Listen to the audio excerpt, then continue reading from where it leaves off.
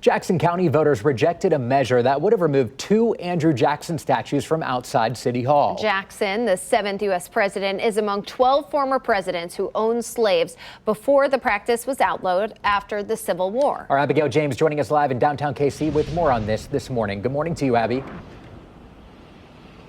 Well, Joe and Gina, this is one of 2 Andrew Jackson statues that will remain standing after voters shot down that ballot measure. This one is out front of the courthouse down here in downtown Kansas City. The other is outside the historic Truman Courthouse in Independence.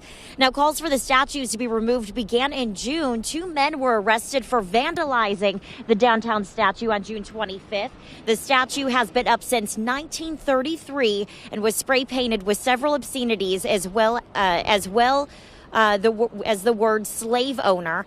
After the vandalism, Jackson County Executive Frank White Jr. called for the removal of the statues. But after last night's election, 41.1% voted to remove the statues and 58.9% voted to keep them.